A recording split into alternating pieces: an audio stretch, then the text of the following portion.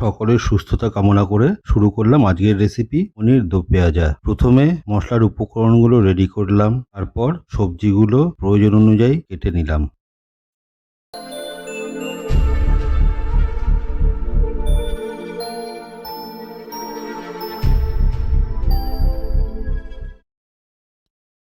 এবার দই, কাজু, কিশমিশ এবং কাঁচা লঙ্কা দিয়ে একটি বিশেষ মিশ্রণ তৈরি করে নিলাম। আপনারা হয়তো ইউটিউবের আগে অনেক বড় বড় চ্যানেলে এই রান্নাটি দেখেছেন, কিন্তু এই গোপন ট্রিক্সটি কেউ জানায়নি এবং কোনোদিন জানাবেও না। দেখতে থাকুন, সঙ্গে থাকুন।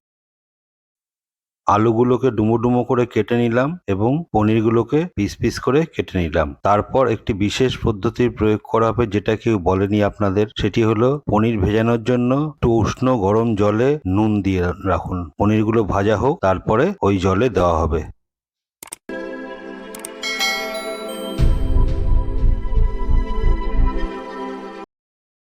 তেল গরম করে পনিরগুলো এপিট ওপিট করে সুন্দর করে ভেজে নিন। ভেজে নেওয়ার পর তারপর ওই যে নুন জলটা তৈরি করা হয়েছিল তার মধ্যে পনিরগুলো তুলে নিন। এতে কি হবে, পনিরের স্বাদটা সুন্দর হবে এবং পনিরটা ভাজার পরে আবার সুন্দর নরম অবস্থা ফিরে আসবে।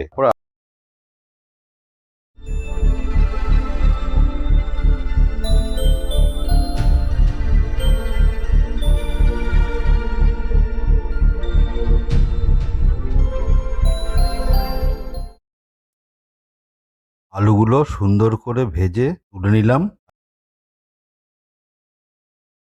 তারপর গরম তেলে দুটো তেজপাতা, শুকনো লঙ্কা, 4-5টা এলাচ, 10-12টা লবঙ্গ, দুটো দারচিনি এবং সবশেষে 1 চামচ জিরে দিয়ে নাড়াচাড়া করে নেওয়া হলো।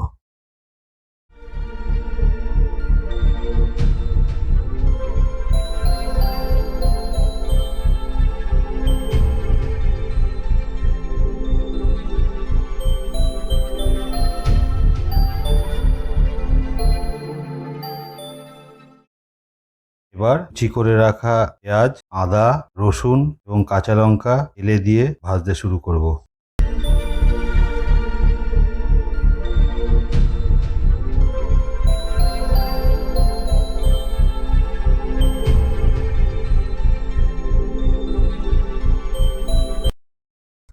সুন্দরভাবে পেঁয়াজ, রসুন, কাঁচা লঙ্কা, আদা ভাজা হয়ে গেলে এবং তেল ছাড়তে শুরু করলে তখন কাশ্মীরি লঙ্কার গুঁড়ো দিয়ে সুন্দর করে আবার নাড়াচাড়া করে যখন আবার একটু তেল ছাড়তে শুরু করবে, তখন ওই যে মিশ্রণটি তৈরি করা হলো কাজু কিশমিশ দিয়ে, সেটি মশলার মধ্যে ঢেলে দেওয়া হলো।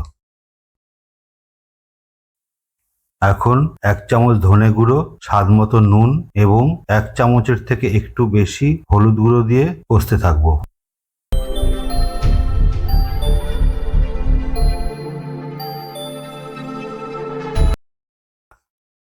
সুন্দর করে ভেজে রাখা আলুগুলো দিয়ে দেওয়া হলো।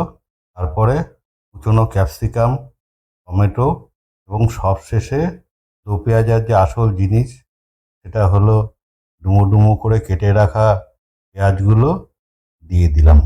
তারপর স্বাদ মতো চিনি এবং 1 চামচ গোলমরিচ দিলাম। তারপর মিক্সিতে যে মিশ্রণটা তৈরি করা হয়েছিল আর যে রেসিডিউটা পড়েছিল তার মধ্যে 2 কাপ মতো জল দিয়ে সেটা কড়াতে দিয়ে দিলাম।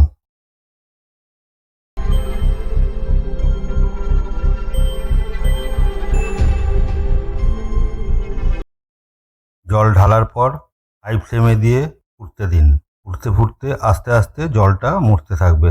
ততক্ষণে আমাদের লাইক, সাবস্ক্রাইব, শেয়ার করুন এবং পাশের বেল বাটনটি টিপে দিন পরবর্তী রান্নার নোটিফিকেশন যাতে সবার আগে আপনার কাছে পৌঁছে যায়। সেই জন্য দেখতে থাকুন, সঙ্গে থাকুন মুনমুনগ্যালি।